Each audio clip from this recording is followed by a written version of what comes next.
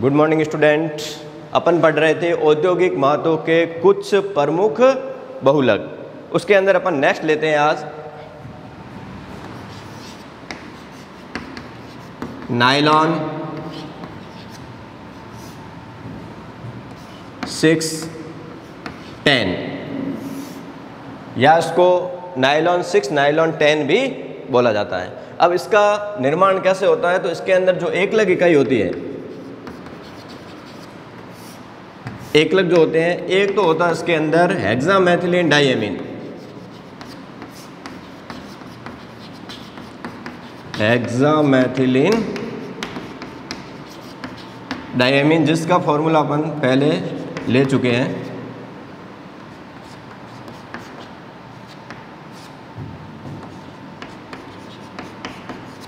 And second जो इसमें एकलक इकाई होगी वो होगी सीबेसिक अम्ल।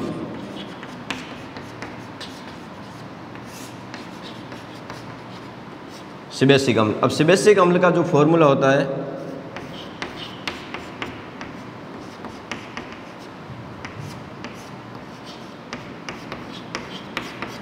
COH CH2 का होल एट COOH। तो एक इकाई होगी इसके अंदर हेक्सामेथिलीन डाइएमीन और एक इकाई होगी इसके अंदर एकलक इकाई होगी वो होगी सीबेसिक अम्ल। जब संघनन बहुलीकरण होगा और जिस बहुलक का निर्माण होगा उस बहुलक को अपन क्या कहेंगे, नायलॉन 6 नायलॉन 10 कहते हैं। अब देखिए इसकी अपन अभिक्रिया लेते हैं। तो ये हो जाएगा अपना हेक्सामेथिलीन डाइएमीन, इसको अपन ऐसे लिख सकते हैं,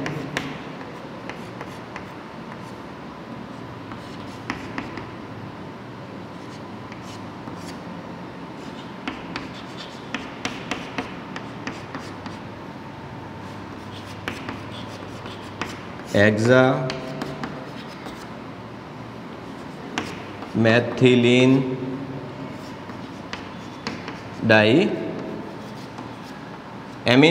इसके अपन कितने अणु ले लेते हैं, N अणु, और N अणु अपन किसके ले लेते हैं, सीबेसिक अम्ल के।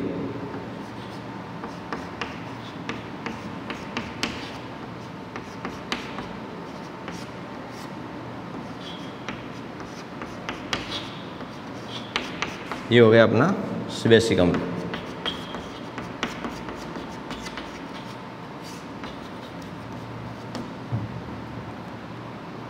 जब इसका अपन बहुलीकरण करेंगे, इसको मैं यहाँ नीचे लिख रहा हूँ,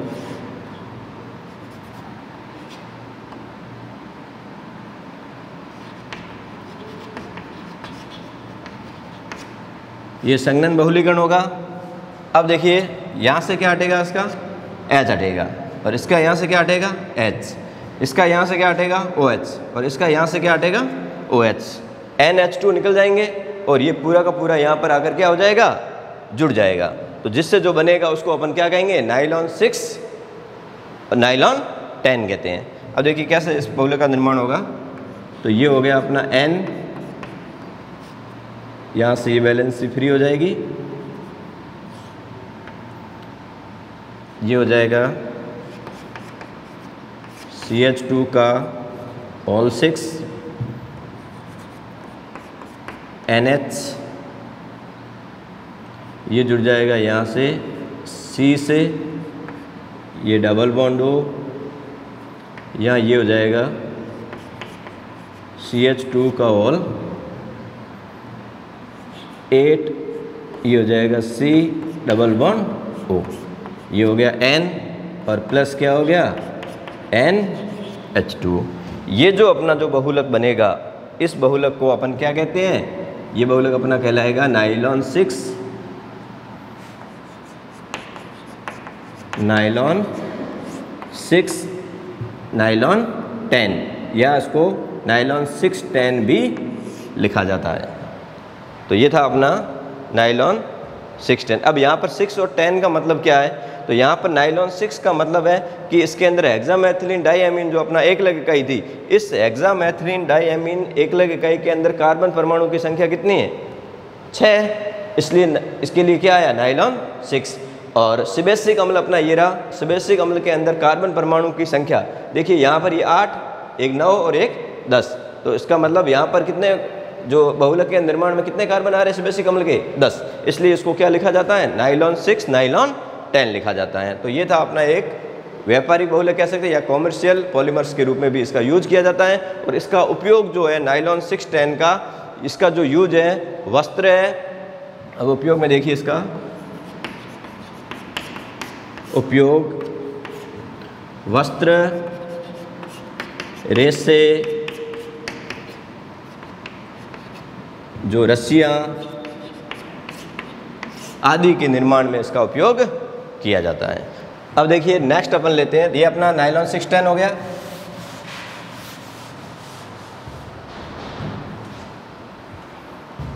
अब नेक्स्ट अपन लेते हैं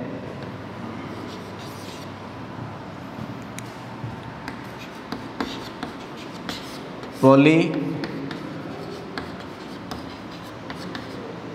एक्राइलेट्स।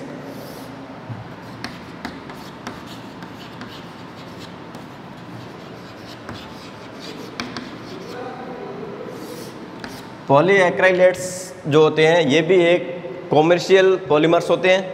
और इसके अंदर अपन पहला लेते हैं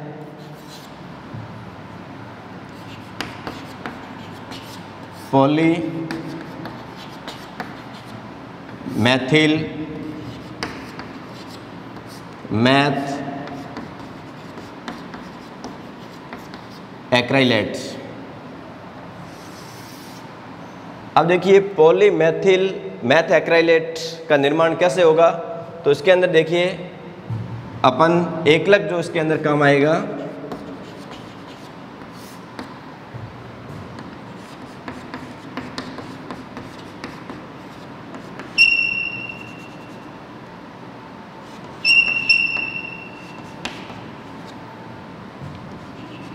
मैथिल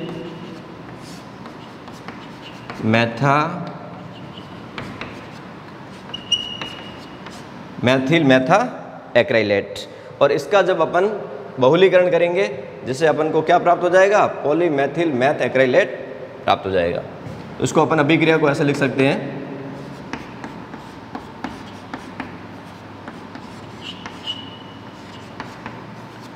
इसके एन अणु ले लेंगे मैथिल मैथा एक्राइलेट। इसका जब अपन बहुलीकरण करेंगे तो यहाँ से बैलेंस फ्री हो जाएगी, ये हो जाएगा CH3 COO CH3 और ये पूरा हो जाएगा N। ये जो अपना बनेगा इसको अपन कहेंगे पॉली मैथिल मैथ एक्राइलेट्स। इसको शॉर्ट में PMMA, इसको शॉर्ट में PMMA भी कहते हैं, पॉलीमेथिल मैथ एक्राइलेट भी कहते हैं। अब इसका जो यूजेज है इसका उपयोग एक तो इसके अंदर इसको अन्य नाम से जैसे ल्यूसाइट के रूप में ल्यूसाइट,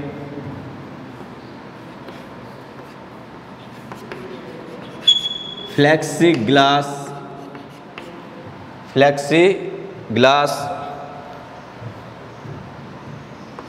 के नाम से भी इसको जाना जाता है।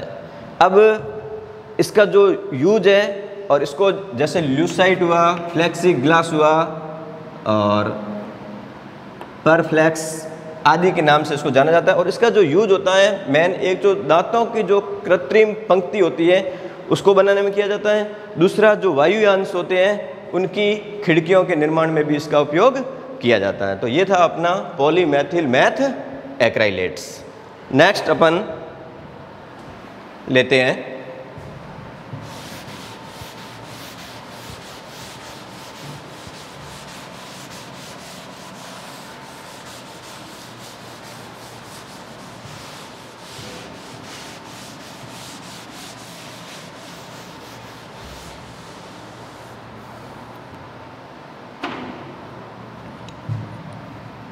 दूसरा इसका एक्राइलेट्स में पॉली एथिल एक्राइलेट्स। अब देखिए पॉली एथिल एक्राइलेट के अंदर जो एकलक होगा वो होगा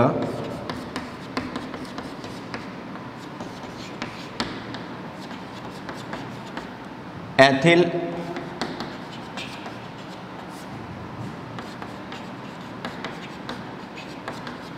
एक्राइलेट होगा। अब इसका जब अपन बहुलीकरण करेंगे तो इसको अपन इस प्रकार से लिख सकते हैं,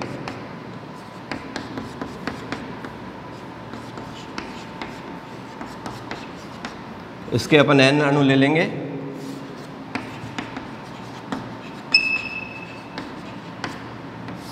और इसका जब बहुलीकरण होगा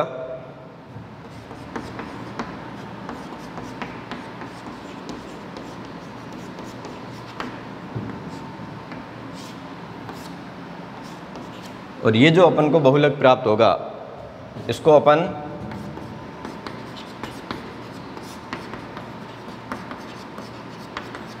पॉली एथिल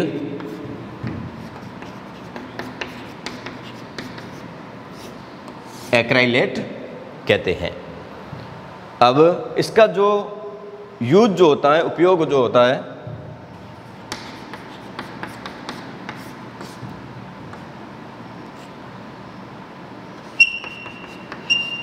वस्त्र निर्माण में होता है और दूसरा इसके अंदर कालीनों व कंबल जो बनाए जाते हैं वो इस पॉली एथिल एक्राइलेट्स के बनते हैं। तो ये थे अपने व्यापारिक बहुलक या अपन इसको कह सकते हैं कॉमर्शियल पॉलीमर।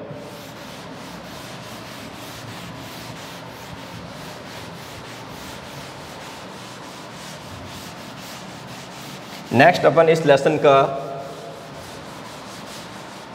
इम्पोर्टेंट टॉपिक पढ़ने जा रहे हैं और जिसमें से प्रश्न बोर्ड एग्जाम में पूछे जाने की संभावना है। तो नेक्स्ट अपना जो टॉपिक है वो है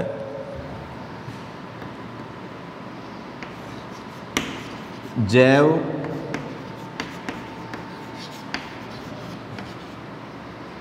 निम्नीकृत व अजैव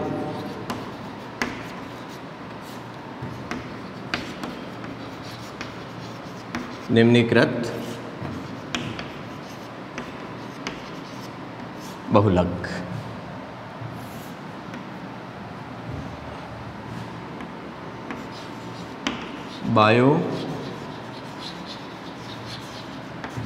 बायोडिग्रेडेबल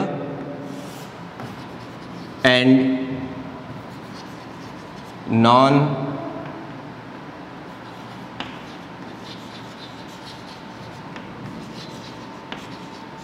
बायोडिग्रेडेबल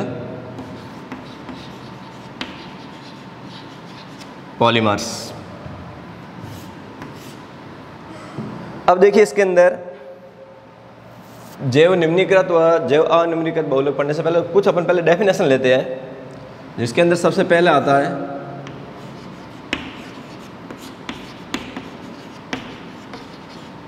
जैव बहुलक।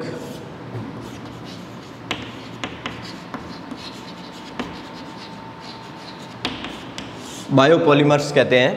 अब जैव बहुलक क्या होते हैं? तो ये जैव बहुलक ये प्राकृतिक बहुलक होते हैं। कैसे बहुलक होते हैं? प्राकृतिक बहुलक होते हैं जो पेड़ पौधे व जीव जंतुओं से क्या होते हैं? प्राप्त होते हैं। ऐसे बहुलकों को अपन क्या कहते हैं? जैव बहुलक या प्राकृतिक बहुलक कहते हैं। और ये जो बहुलक होते हैं वो विकास, वृद्धि और विकास के लिए क्या होते हैं? आवश्यक होते हैं। एग्जाम्पल प्रोटीन,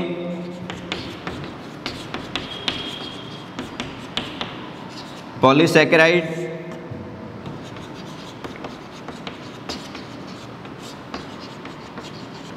न्यूक्लिक अम्ल आदि अपन इसके अंदर एग्जाम्पल के रूप में ले सकते हैं।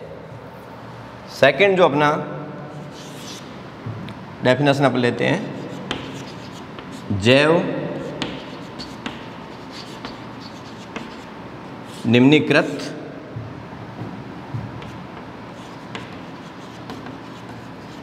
बहुलक।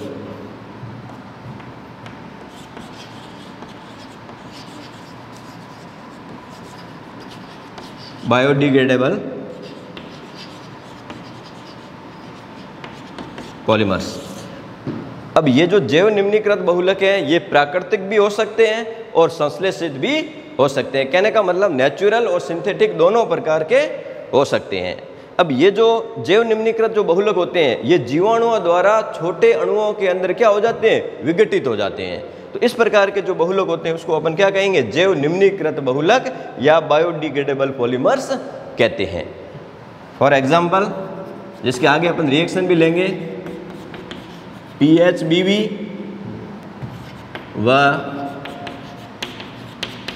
नाइलॉन 2 नाइलॉन 6 या इसको नाइलॉन 2,6 भी बोला जाता है। तो ये PHBB के बारे में अपन आगे डिटेल से पढ़ेंगे और ये नाइलॉन 2,6 इसके बारे में आगे रिएक्शन लेंगे। तो ये दोनों जो पॉलीमर्स है ये वो कैसे हैं, जैव निम्नीकृत बहुलक कहलाते हैं। नेक्स्ट थर्ड अपन डेफिनेशन लेते हैं,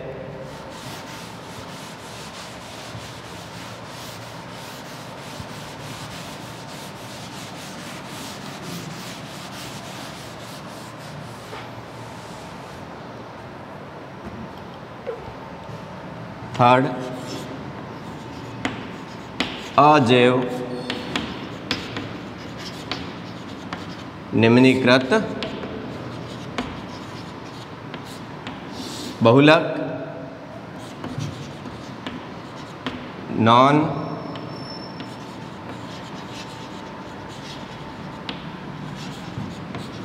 बायोडिग्रेडेबल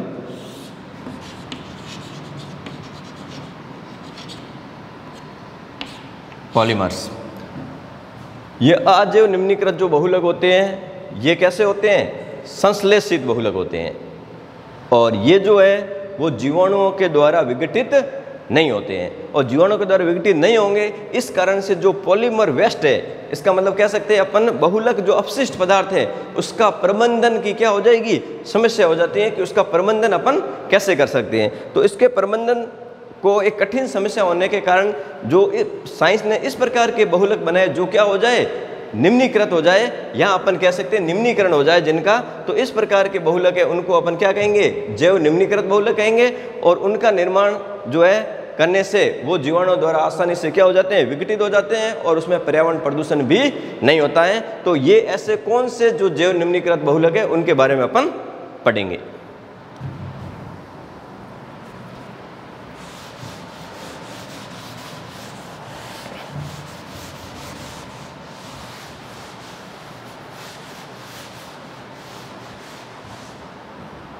अब देखिए जैव निम्नीकृत बहुलक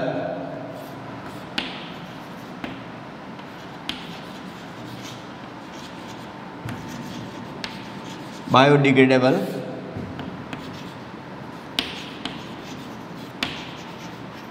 पॉलीमर्स। इसके अंदर अपन पहला लेते हैं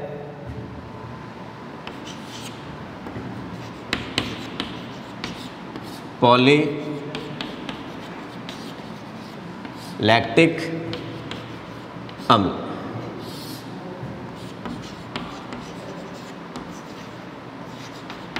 पॉलीलैक्टिक एसिड और इसको शॉर्ट में जो लिखा जाता है PLAB लिखा जाता है। P का मतलब पॉली, L का मतलब लैक्टिक और A का मतलब एसिड, पॉलीलैक्टिक एसिड। अब इसका जो निर्माण कैसे होगा, तो पॉलीलैक्टिक अम्ल का निर्माण लैक्टिक अम्ल या अपन कह सकते हैं लैक्टोइड का जब बहुलीकरण करवाया जाता है तब जब अपन को जो बहुलक प्राप्त होता है उसको अपन क्या कहेंगे, पॉलीलैक्टिक अम्ल कहते हैं। और ये जो पॉलीलैक्टिक अम्ल जो है ये कैसा बहुलक होता है, ताप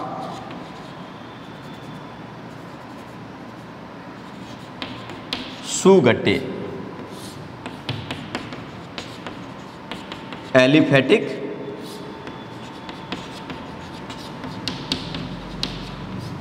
पॉलिएस्टर। तो यहाँ पर ये वर्ड ध्यान रखना, ताप सुगट्टे जिसको थर्मोप्लास्टिक कहते हैं, एलिफेटिक पॉलिएस्टर है। और इसका जो और दूसरा ये किस प्रकार का बहुलक है, यह जैव निम्नीकृत बहुलक भी होता है। अब इसका देखो निर्माण कैसे होगा, तो इसके अंदर देखो अपन लेते हैं यहाँ पर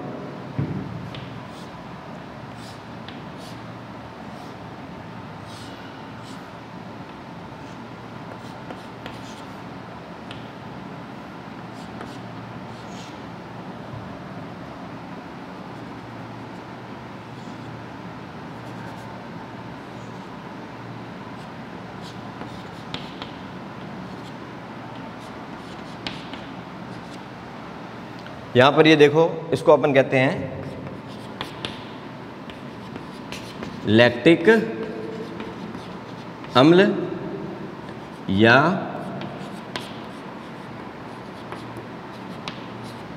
लैक्टाइड। इसका जब अपन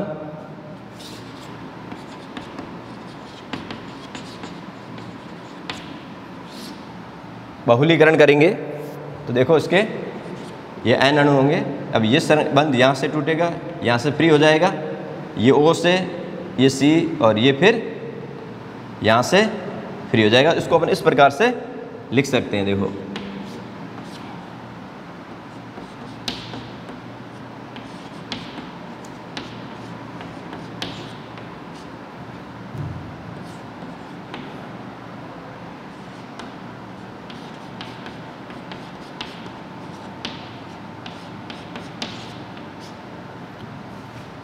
तो ये जो अपना बंद यहाँ से O फ्री हो गया, ये CH है, CH से CH3 जुड़ा हुआ और ये C से क्या जुड़ा, डबल बॉन्ड O, यहाँ से ये N हो जाएगा। ये जो अपना बनेगा इसको अपन कहेंगे पॉली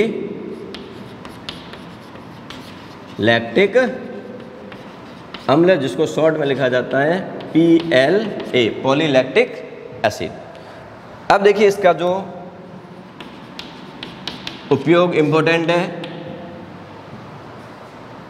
पॉलीलैक्टिक अम्ल या PLA, इस बहुलक का जो उपयोग है चिकित्सा क्षेत्र में,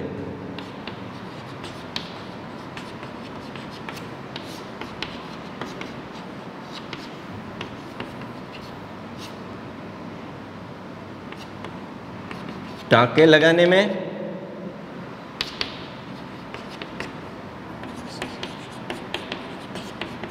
डायलिसिस व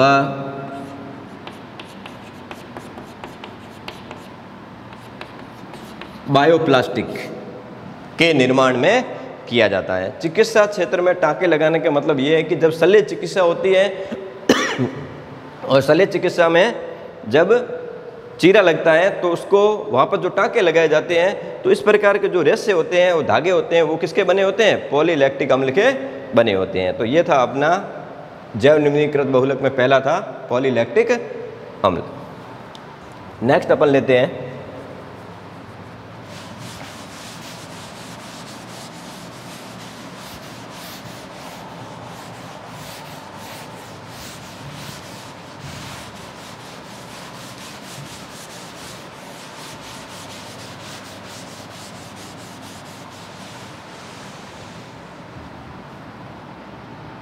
अपना दूसरा पॉली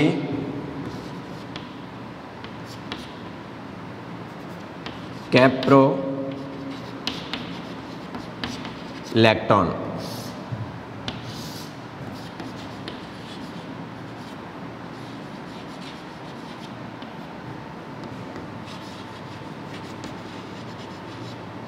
पॉलीकैप्रोलैक्टोन जिसको शॉर्ट में लिखा जाता है PCL।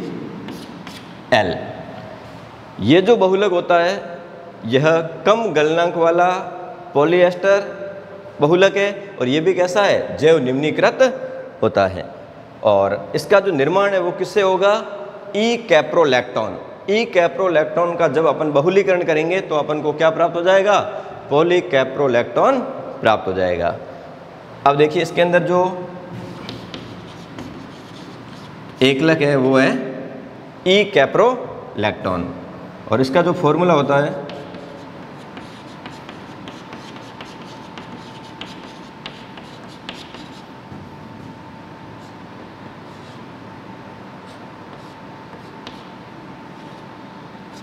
इसको अपन कहते हैं ई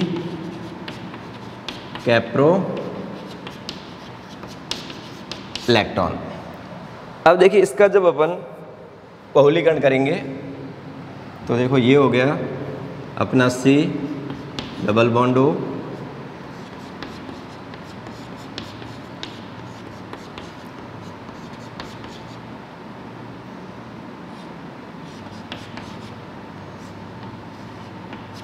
इसको बोलते हैं ई कैप्रोलैक्टोन। जब इसका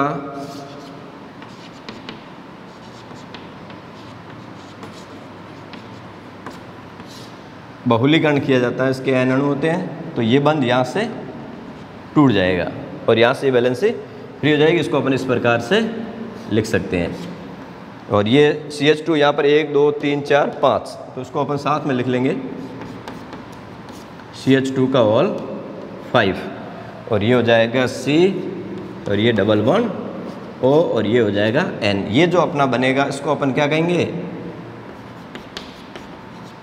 पॉली कैप्रोलैक्टोन, या शॉर्ट में इसको अपन क्या बोल सकते हैं, PCl। अब इसका उपयोग, तो अब देखिए इसका जो उपयोग इम्पोर्टेंट है, और इसका उपयोग जो किया जाता है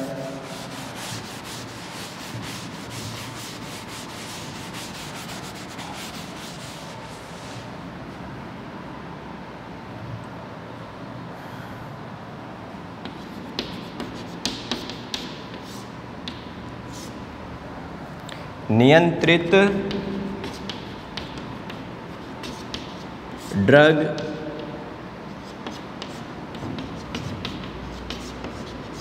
रिलीज।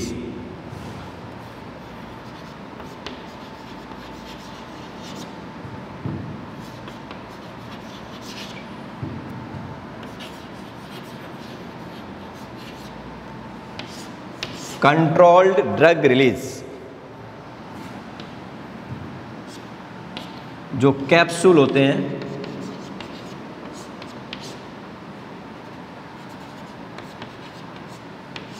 कैप्सूल के निर्माण में किया जाता है। और जब अपन कैप्सूल लेते हैं तो मानव शरीर के अंदर जब कैप्सूल जाता है तो इसके अंदर जो इसकी ऊपरी जो परत होती है वो किसकी बनी होती है, PCl, एस्टर की जो परत होती है, और वो उसके अंदर जल से मिलने से वो क्या हो जाती है, विघटित हो जाती है, और जो मेडिसिन जो होती है कैप्सूल के अंदर वो अपने शरीर के अंदर क्या हो जाती है, निष्कासित हो जाती है। तो ये जो नियंत्रित ड्रग रिलीज कैप्सूल जो होते हैं, इसकी जो ऊपरी परत होती है वो किसकी बनी होती है, PCl की बनी होती है, पॉली कैप्रोलैक्टोन की बनी होती है।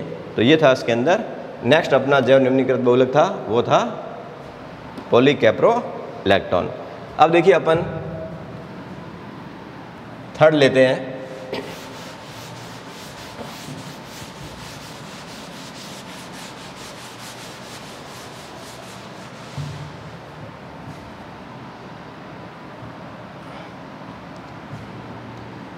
थर्ड पॉली ग्लाइकोलिक अम्ल।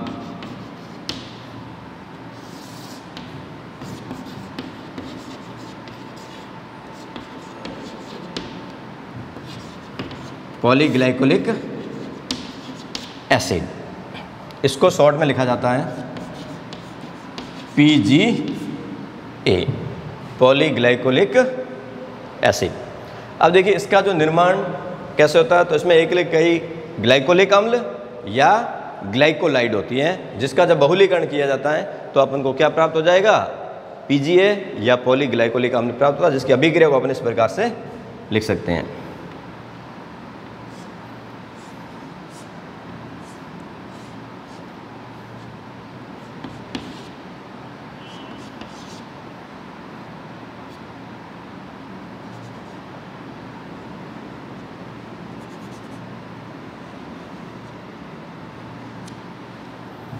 इसको अपन कहेंगे ग्लाइकोलिक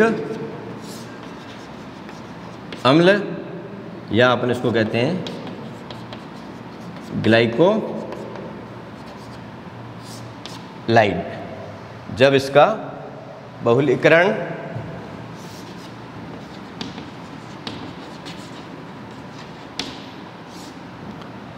करेंगे तो देखो इसके एन अणु, यहाँ से ये वैलेंसी फ्री होगी और यहाँ से ये बंध टूट जाएगा। तो इसको अपन इस प्रकार से लिख सकते हैं।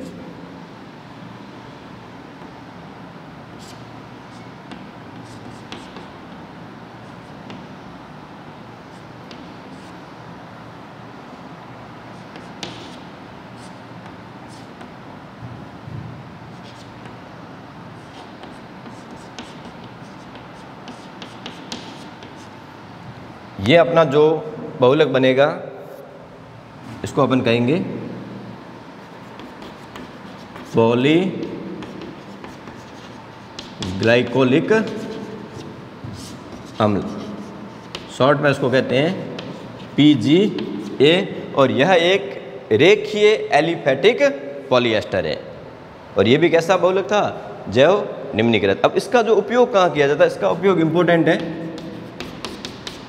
इसका जो उपयोग है वो चिकित्सा क्षेत्र के अंदर टाँके लगाने के अंदर इसका उपयोग किया जाता है।